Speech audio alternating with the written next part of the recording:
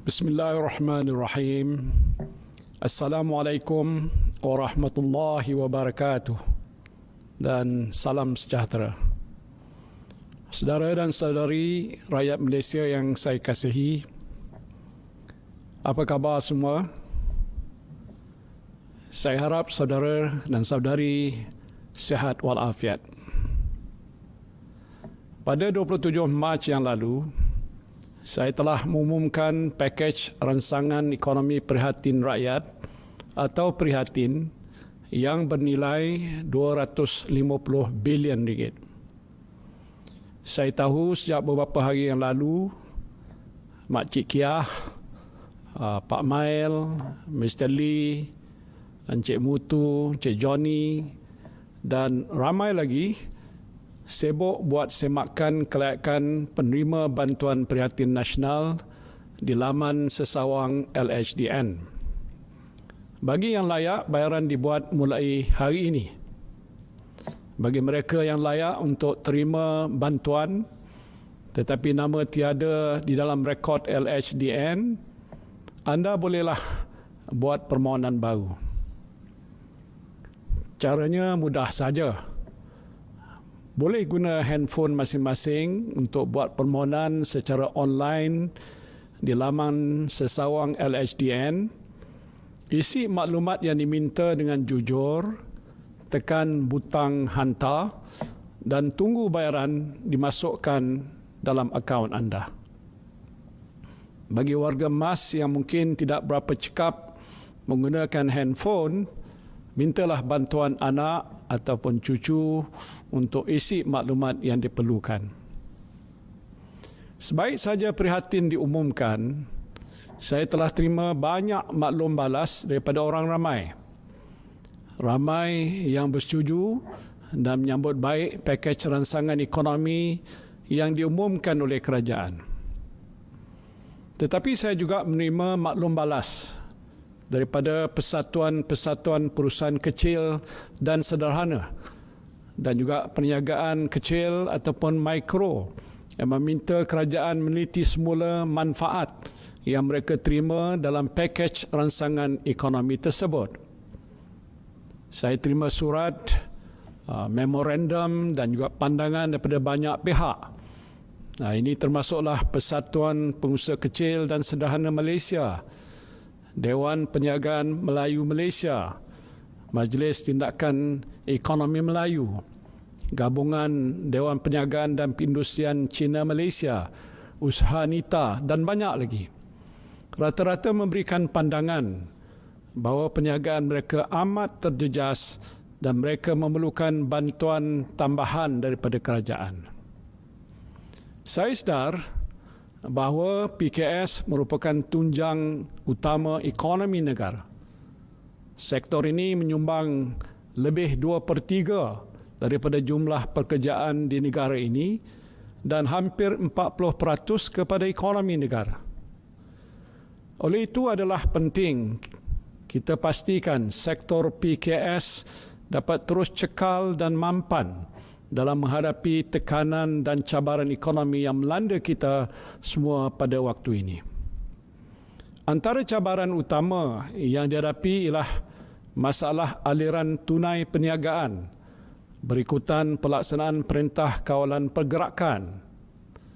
Selain itu, para pengusaha PKS juga berhadapan dengan isu birokrasi dan pentadbiran yang menghalang akses segera terhadap bantuan yang telah disediakan oleh kerajaan dalam pakej prihatin. Sehubungan itu, saya telah minta Menteri Kewangan untuk mengadakan sesi libat urus dengan pihak pengusaha kecil dan sederhana. Tujuannya ialah untuk mencari jalan penyelesaian kepada masalah yang mereka hadapi. Di pihak kerajaan, kita cuba bantu dengan sebaik mungkin. Dan hasil daripada semua usaha tersebut, saya dengan sukacitanya ingin mengumumkan langkah tambahan bagi pakej ransangan ekonomi prihatin rakyat atau prihatin tambahan, dan pakej tambahan berjumlah 10 bilion ringgit 10 bilion ringgit ini diharapkan dapat membantu meringankan beban keuangan PKS dan seterusnya menjamin 2/3 daripada jumlah pekerja di negara ini terus mendapat pekerjaan. Langkah-langkah tambahan yang diambil ialah: pertama, peruntukan bagi program subsidi upah yang diumumkan pada 27 Mac yang lalu akan dinaikkan daripada 5.9 bilion ringgit kepada 13.8 bilion ringgit, iaitu tambahan sebanyak 7.9 bilion ringgit. Di bawah inisiatif tambahan ini, semua syarikat dengan pekerja tempatan yang bergaji RM4,000 dan ke bawah akan menerima bantuan subsidi upah seperti berikut. Bagi syarikat yang mempunyai pekerja lebih daripada 200 orang, subsidi upah sebanyak RM600 bagi setiap pekerja dikekalkan. Namun, bilangan maksimum pekerja yang layak untuk menerima subsidi akan ditingkatkan daripada 100 orang kepada 200 orang pekerja. Bagi syarikat yang mempunyai bilangan pekerja 76 hingga 200 orang, syarikat akan menerima subsidi upah sebanyak RM800 bagi setiap pekerja. Akhir sekali, bagi syarikat yang mempunyai bilangan pekerja sehingga 75 orang, syarikat akan menerima subsidi upah sebanyak RM1,200 bagi setiap pekerja. Melalui penambahbaikan ini, syarikat-syarikat akan menerima lebih banyak manfaat dan bantuan. Bantuan ini adalah untuk selama 3 bulan dan dikhususkan kepada majikan yang telah berdaftar dengan SSM atau pihak berkuasa tempatan sebelum 1 Januari 2020 dan mendaftar dengan perkeso. Justru kira-kira 4.8 juta pekerja dijangka akan mendapat manfaat daripada inisiatif ini. Bagi majikan yang memilih untuk menerima bantuan ini, mereka disyaratkan untuk mengekalkan pekerja mereka sekurang-kurangnya untuk tempoh 6 bulan, iaitu dalam tempoh 3 bulan semasa menerima subsidi upah dan 3 bulan selepas itu. Kedua, mewujudkan geran khas prihatin berjumlah 2.1 bilion ringgit. 2.1 bilion ringgit bagi semua syarikat PKS mikro yang berkelayakan. Kerajaan akan menyediakan geran khas sebanyak RM3,000 untuk setiap syarikat mikro yang akan memanfaatkan hampir 700,000 PKS mikro di seluruh negara. PKS mikro perlulah berdaftar dengan Lembaga Hasil Dalam Negeri LHDN untuk menikmati kemudahan ini. Kerajaan akan memperolehi senarai PKS mikro yang layak daripada pihak berkuasa tempatan dan Suruhanjaya Syarikat Malaysia.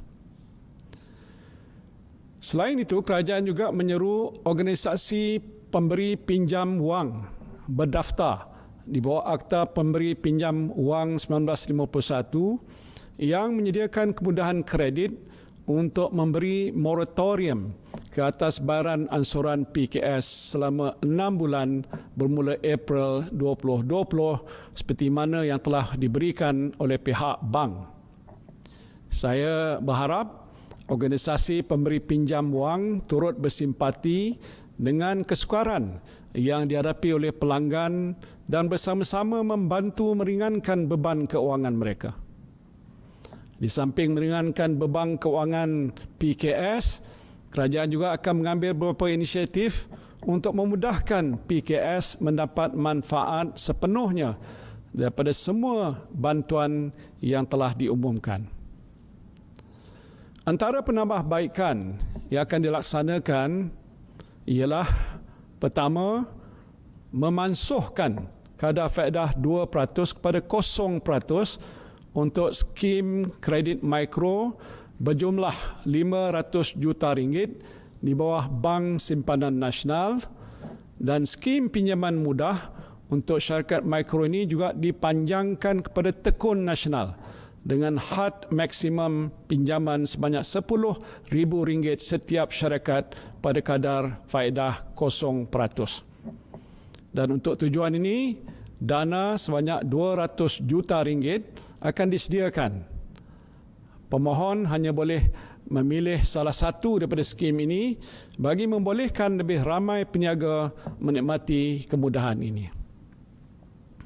Kedua, mengecualikan bayaran sewa atau memberi diskaun sewaan kepada peniaga runcit PKS bagi premis yang dimiliki oleh syarikat berkaitan kerajaan. Saya mengucapkan terima kasih kepada syarikat kerajaan persekutuan seperti MARA, Petronas, PMB, PLAS dan UDA serta beberapa syarikat milik kerajaan negeri yang telah pun bersetuju untuk memberi diskaun atau tidak mengenakan sewaan ke atas premis mereka khusus untuk penyewa PKS. Atas prinsip perkongsian bebanan, saya menggesa pemilik premis swasta untuk turut memberikan kemudahan yang sama dengan mengurangkan kadar sewa premis mereka sekurang-kurangnya semasa waktu PKP dan 3 bulan selepas PKP berakhir. Pemilik bangunan atau ruang perniagaan yang memberikan pengurangan atau pelepasan sewa kepada penyewa premis perniagaan yang terdiri daripada perusahaan kecil dan sederhana akan diberi potongan cukai tambahan bersamaan dengan amaun pengurangan sewa tersebut bagi bulan April 2020 sehingga Jun 2020. Potongan cukai tambahan ini diberikan tertakluk kepada syarat pengurangan sewa iaitu hendaklah sekurang-kurangnya 30% daripada kadar sewa asal bagi tempoh tersebut. Ketiga, membenarkan pengurangan bayaran levy pekerja asing sebanyak 25% pada semua syarikat yang permit pekerja mereka tamat pada 1 April hingga 31 Disember 2020. Pengurangan bayaran levy ini tidak terpakai kepada pembantu rumah. Saya juga faham kesukaran yang dihadapi oleh sebahagian majikan untuk mengekalkan pekerja dalam keadaan yang agak terdesak pada waktu ini. Dalam hal ini, kerajaan bersetuju untuk menggalakkan perundingan diadakan antara majikan dan pekerja mengenai terma pekerjaan, termasuk pilihan pemotongan gaji dan pemberian cuti tanpa gaji dalam tempoh PKP. Majikan dan pekerja boleh merujuk kepada Jabatan Tenaga Kerja untuk mendapatkan nasihat berkaitan sebarang permasalahan untuk penyelesaian. Dan sebarang perundingan hendaklah tertakluk kepada undang-undang mengenai pekerjaan yang berkuat kuasa di negara ini. Yang penting, hak dan kebajikan kedua-dua pihak mestilah sentiasa terbela. Saya juga tahu kesukaran yang dihadapi oleh pihak syarikat untuk mengemukakan dokumen berkanun bagi memenuhi keperluan Suruhanjaya Syarikat Malaysia SSM dalam tempoh PKP ini.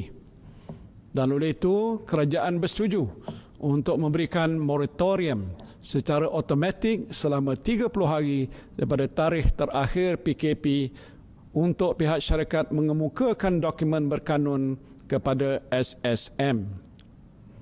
Selain itu, tempoh menyerah simpan penyata keuangan syarikat juga dilanjutkan selama 3 bulan daripada tarikh terakhir PKP. Kelonggaran ini diberikan pada syarikat yang mempunyai tahun keuangan berakhir 30 September hingga 31 Disember 2019. Walau bagaimanapun, syarikat perlu memohon kelonggaran ini daripada SSM dan tiada fee penghantaran lewat akan dikenakan atas permohonan berkenaan. Saudara-saudari yang saya kasihi sekalian, untuk membantu pengusaha PKS memahami inisiatif-inisiatif yang saya umumkan tadi, saya ingin memberikan beberapa contoh mudah. Contoh pertama ialah Lee Beauty Salon, iaitu sebuah PKS mikro yang terlibat dalam sektor perniagaan dandanan rambut. Salon ini mempunyai 2 orang pekerja tempatan yang kesemuanya bergaji kurang RM4,000. Pemilik salon ini, Madam Lee, ingin merancakkan semula perniagaannya selepas tamat tempoh PKP. Dengan pelaksanaan semua bantuan yang telah diumumkan oleh kerajaan, Madam Lee sekarang ini boleh mendapat manfaat subsidi upah 3 bulan berjumlah RM7,200 dan geran mikro sebanyak RM3,000. Keseluruhan manfaat yang diterima oleh Madam Lee ialah sebanyak RM10,200. Contoh kedua pula ialah restoran Mi Kolok Haji Saleh. Ini sedap Mi Kolok ni di Kuching, Sarawak. Katakan restoran ini mempunyai 5 orang pekerja tempatan, bergaji RM4,000 ke bawah dan 2 orang pekerja asing. Dan untuk menampung keperluan aliran tunai dalam tempoh PKP, pemilik restoran ini boleh mendapatkan pinjaman kredit mikro BSN sebanyak RM50,000 dan subsidi upah untuk 5 orang pekerja berjumlah RM18,000. Di samping itu, pemilik restoran ini juga boleh menikmati penjimatan daripada pengecualian sumbangan KWSP dan HRDF sebanyak RM8,400, tangguhan cukai berjumlah RM5,200, diskaun levy pekerja asing sebanyak RM2,300 dan diskaun bil elektrik sebanyak RM300. Keseluruhan manfaat yang boleh diterima tidak termasuk pinjaman kredit mikro ialah sebanyak RM34,200 untuk tempoh 3 bulan. Contoh yang terakhir ialah syarikat Surjit Core Sendirian Berhad. Syarikat ini adalah sebuah syarikat bersaiz kecil dalam sektor perkilangan perabot dengan 15 orang pekerja. 5 orang adalah pekerja tempatan bergaji RM4,000 ke bawah, 10 orang pekerja asing dan selebihnya pekerja tempatan bergaji lebih RM4,000.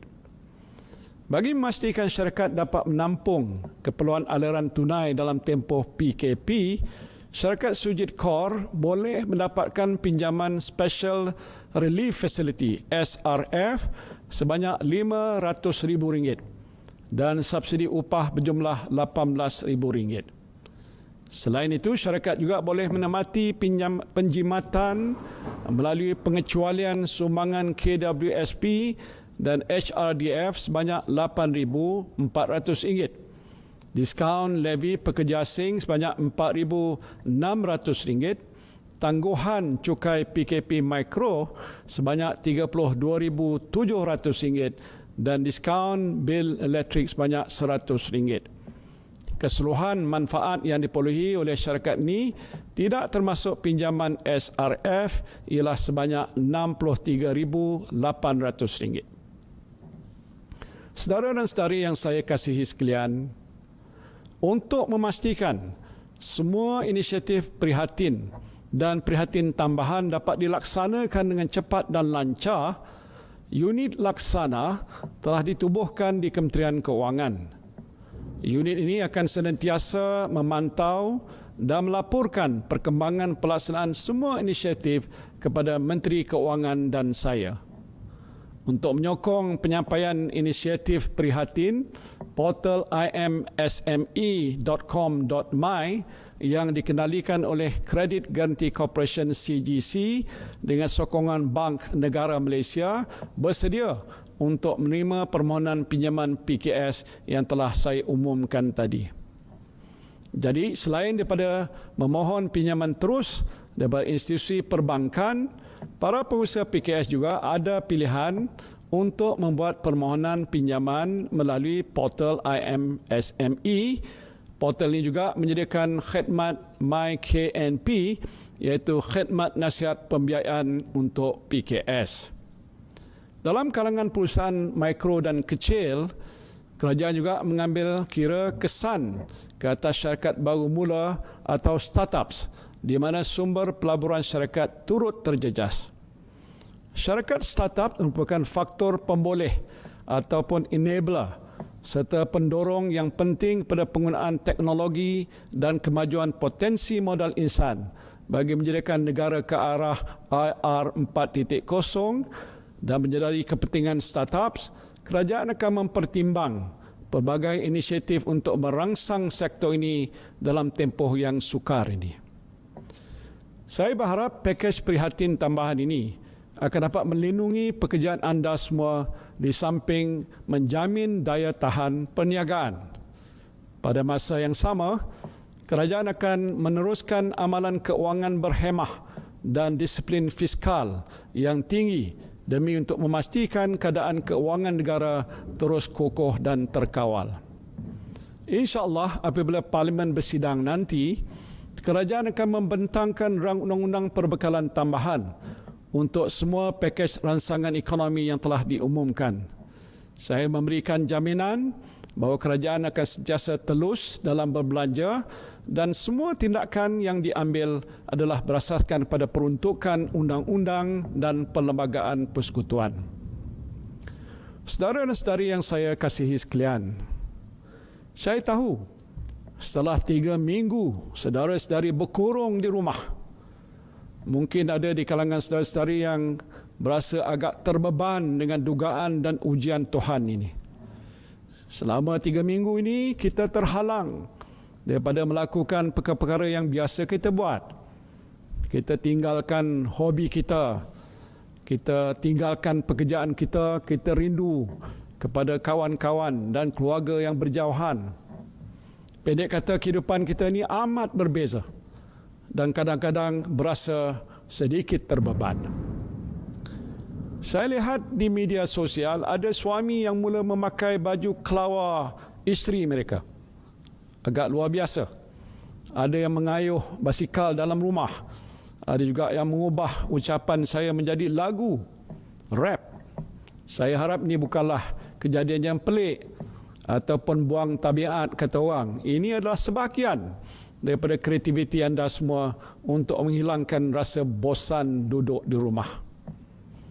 Yang penting, saya fikir saudara-saudari mempunyai cara tersendiri untuk menghadapi dugaan dan ujian ini. Dan saya yakin Tuhan tidaklah menguji atau membebani kita dengan sesuatu yang tidak boleh kita tanggung. Allah Subhanahu wa taala berfirman dalam surah Al-Baqarah ayat 286, La yukallifullahu nafsan illa wus'aha laha ma kasabat wa 'alaiha maktasabat. Yang bermaksud Allah tidak memberati seseorang melainkan apa yang terdaya olehnya. Dia mendapat pahala kebaikan yang diusahakannya dan dia juga menanggung dosa kejahatan yang diusahakannya.